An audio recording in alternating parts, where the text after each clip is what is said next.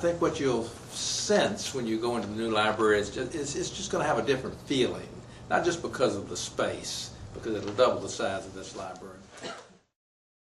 New library. So this area to the left will be the adult, and then this area to the right will be the young people's area. But, you know, I want this library to be a place where you can leave your worries on the doorstep, and your life could be complete.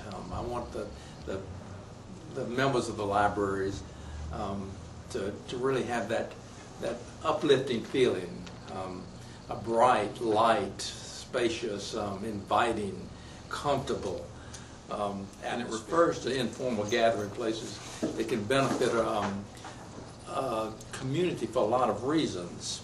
Number one, they're places that are inviting and that make people feel at home, letting them escape the demands of work and home. And they encourage a kind of sociability instead of isolation. You know, there's a kind of social phenomenon now that with all this, with our televisions and with our cell phones, with our computers, the internet, it's really drawing people inside their houses. And I'm hoping the library will be more of a social gathering place where people I'm also in charge of our literacy program. We operate outside of this building also. We have an office over at the Springfield Library where we teach adults to read, write, and speak English. But today I'm going to be talking to you about the Talking Book Service. I'm sure you've heard of Talking, do not realize is that it's not just for the blind. It's for anybody that's handicapped. You have to have a doctor or a nurse to sign this form that's going around, and you're eligible to fill out the form, and they will send you a book like this. These are on cassette mostly, and inside are hundreds and hundreds of books, and they tell you all about the book. They tell you if it has strong language in it. They tell you if it has sex in it. They tell you all about it, so you can pick what you would like this with your name and address on the outside. And you listen to it. Usually they send you about 7 of these at a time. And as soon as you listen to it, you turn the card around, put it in your post office box or in your mailbox. That mailman picks it up from your house, and it goes back to them. They also will send you the machine that plays it.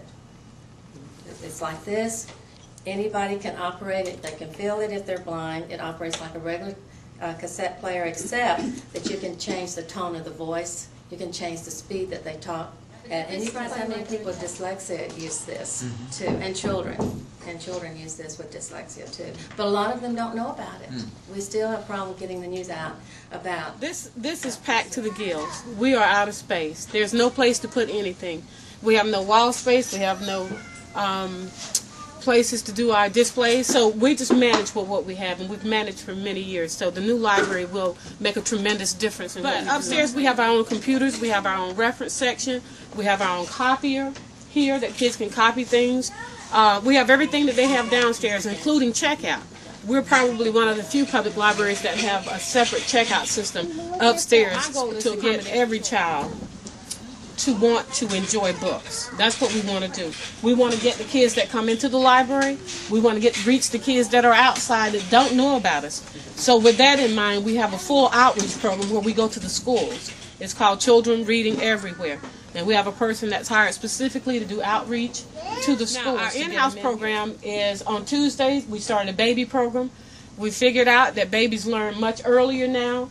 We used to do just 3 to 5, so we pushed back to 2-year-olds. So we call it Terrific Twos. Some of us call it the Terrible Twos. But the Terrific Two program has brought in lots and lots of mothers. But I'm finding out the kids like much different things than what I assumed that they like. So hopefully when we get the bigger building, we're going to have a teen room. We're going to get those teens in here. We're going to have a board, and we're going to let them tell us. We average about 8,000 to 9,000 books every month just from this department. 8,000 to 9,000, and those are on low. But I'm glad you're here this morning. This is the local history room of the Bay County Public Library. We're very, very proud of this room. It's important that anyone who lives in this community knows about the history of the community. You don't have to have been here forever like me, But you have, if you live here now, wherever you are, you need to have a sense of place. And I believe that's very important. And so we try to let people know what their sense of place is up here.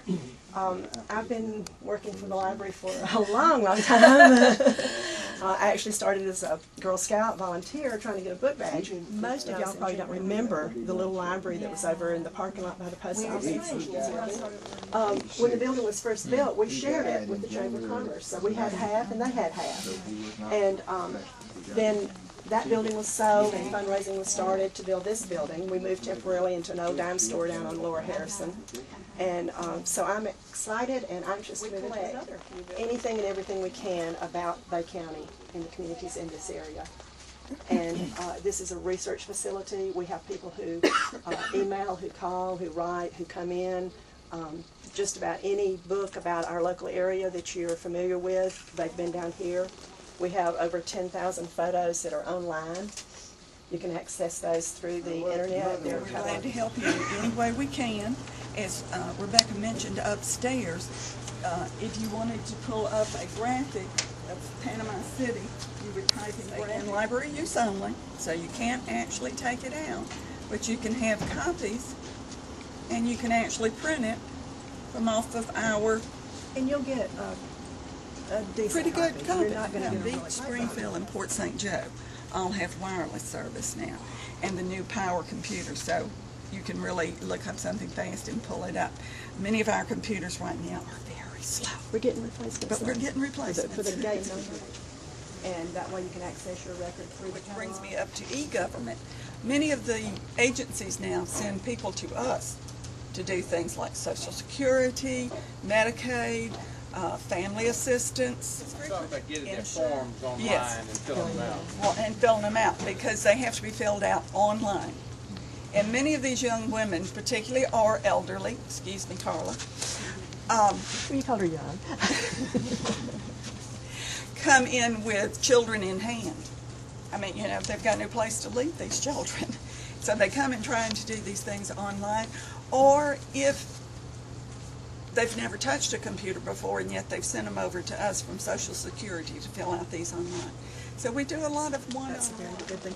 And now we're in the genealogy section, which is a very valuable section and important. We have a lot of people who want to know about that. When we moved in this building, and a really interesting thing about when we moved into this building to me is we didn't have anything at all on the top floor. Nothing. It wasn't even finished. It was just a shell. We didn't even actually have an elevator. They put the shaft in, but they didn't put the elevator in because we didn't need that at that point. Now we're bursting at the seams. So, but this was our genealogy collection when we moved into this building in '67. Yeah. So we've come a long way. We have a wonderful genealogy collection. We have a lot of genealogy census, other microfilms that people can use, and we have several readers. We're fortunate enough that we have all of the old newspapers on microfilm and all the current newspapers. That's something that the News Herald does for us, and they have purchased in the past a microfilm reader printer for us so that people can come here and find things that they need. I'm looking for the day when all the newspapers that you see here can be digitized, and it's going to happen. It's going to happen.